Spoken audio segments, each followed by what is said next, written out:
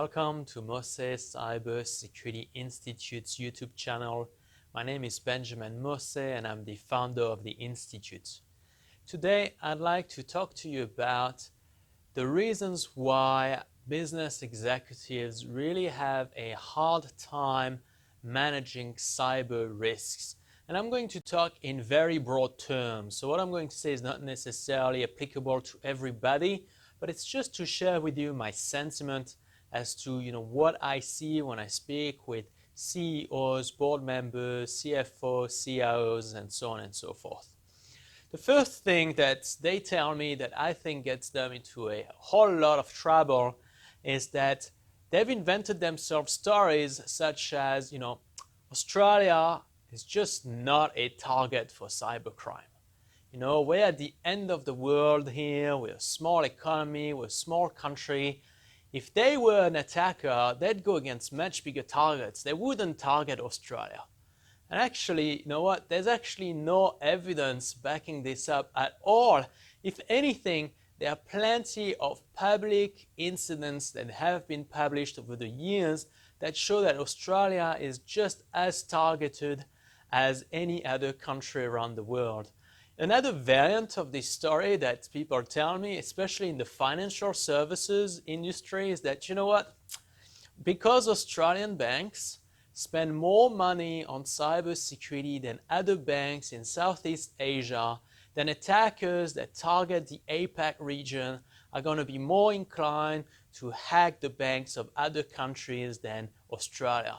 Again, honestly, I'm going to say it, it's just BS, right? It's absolute BS.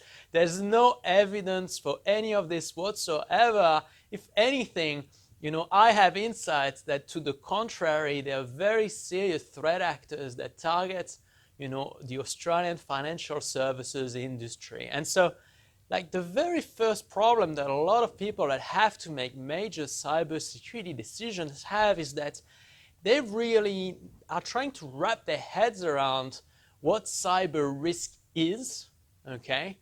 And they've invented themselves stories that help them navigate what they should invest in, not invest in, how they should approach the problem. But a lot of the stories they tell themselves and then that they pass on to their fellow co-workers, there's no evidence to back them up whatsoever. So that's probably the number one problem that I see again and again and again.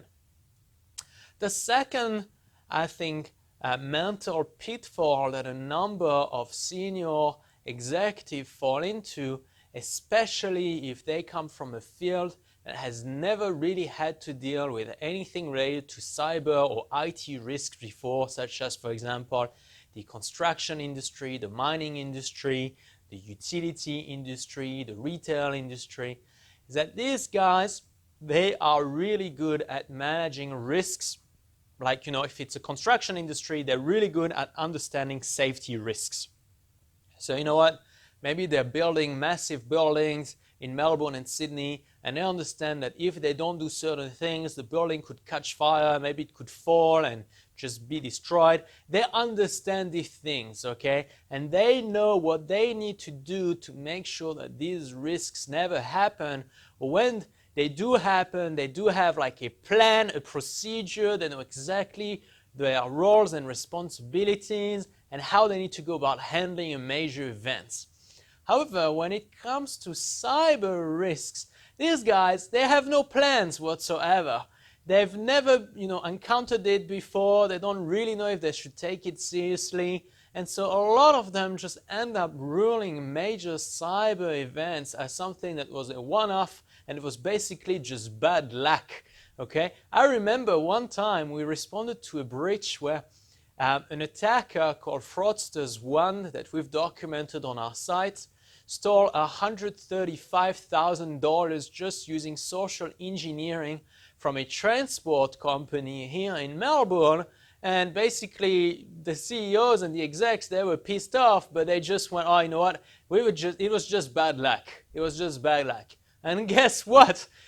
2 months later, the attacker came back, the exact same attack, and got another 50,000 out of them. And again, they just didn't learn. I don't think it's fully their fault. It's just that they've never received any formal training on how to manage cyber risks. Their areas of expertise is really managing other types of risks. And so they have a hard time catching up to how they need to wrap their heads around, the fact that they have adversaries coming after their businesses.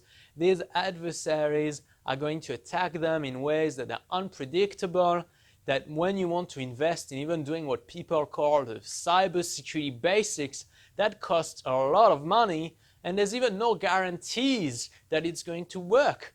Because the bad guys, they'll just find a way to adapt their techniques and tactics to go around the investments that you've put in. And so I do tend to think that cybersecurity and cyber risk is really a field of expertise in and of itself. But somehow there are plenty of business executives that actually need to make the call at the end of the day whether they need to invest in it or not. But these guys are not really equipped to properly understand what they are facing. And so, as you can imagine, I've just heard plenty of BS as to why people don't invest in cybersecurity, only to be proven wrong later during a breach.